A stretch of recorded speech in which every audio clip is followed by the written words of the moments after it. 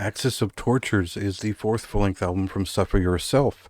I think it's a band that they formed in Poland, but the main fellow formed it as a solo group, but he's from Ukraine, and he eventually moved to Sweden with it, and that means that the band is based out of Sweden, and they're a death doom metal band, but they have very close ties to Ukraine and whatnot. So interesting sort of geographical movement there overall. But the important thing is that they play a style of funeral death doom metal that is leaning towards death doom and atmospheric death metal. That doesn't necessarily mean that they're full on like an incantation-esque band, and it doesn't mean they fully lean into disembowelment either. It's sort of that early esoteric sort of feeling where there's plenty of death doom in their style. There's funeral doom is certainly part of the structuring of songs, but this record really leans into death doom in a way that is um, built upon what Riptide was doing back in 2021. It was sort of a half album by their standards. It was sub 40 minutes, and most of the records are an hour long, as is this one. And its style began to play around with what they could do with bigger death metal riffs and heavier sounds and production that was cavernous, but not limiting in that sense where it felt compressed or just blurry. So this record cleans up that sound a little bit, gives a little bit more voice to the bass, and ultimately does well to present this bigger, meaner, and aggressive band. And I think that they've wrapped up that change in a conceptual sort of record that we'll get to after we listen to just a little bit of a clip here.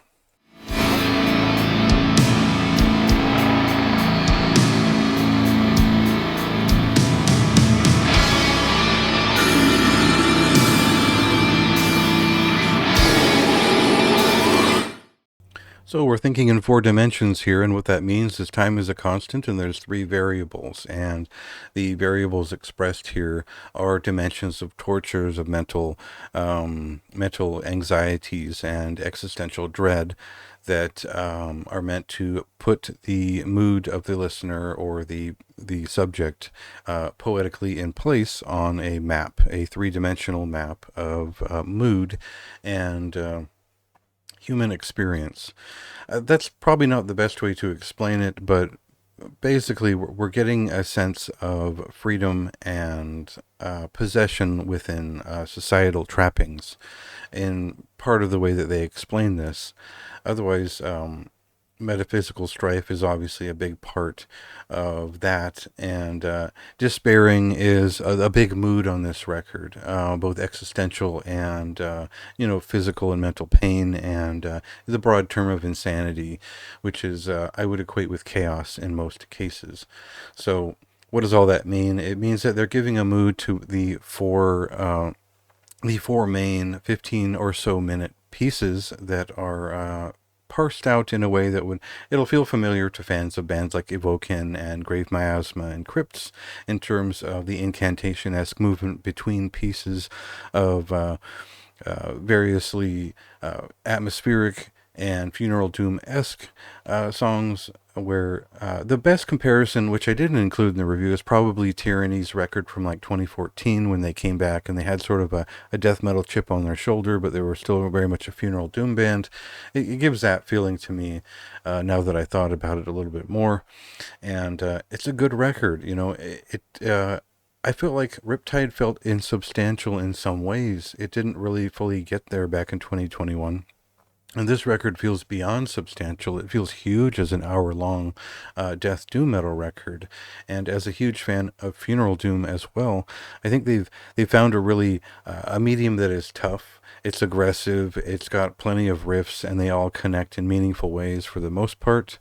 But it still has that distance, kind of like Ophis has, the German band, where there's still space to move around, moments to breathe, and the depressive affect of it does come across throughout. So I think not a very substantial observation on my part, but it is an experiential hour-long record, and it's the sort of thing where if you're interested in the niche, this will be a very satisfying record texturally, but it won't really stand out in terms of doing anything brazen or new that really that would feel all that staggering or compelling beyond their actual themes. And I think that their narrative kind of overtook the need to show up with any weirding sounds or anything fully different that speaks outside of the box. And that was okay with me. I think that the riffs were good enough to where that was just fine, and I had a great time with the record. So a moderately high recommendation for me. I think that they still have their own personal touch that they could infuse further into their sound, but that's not to say that this isn't an exceptional death doom metal influenced record, and it should perk many an ear that decides to dig into that hour and really give it a chance to breathe. So check that out. It comes out tomorrow, and go ahead and read my review for more information.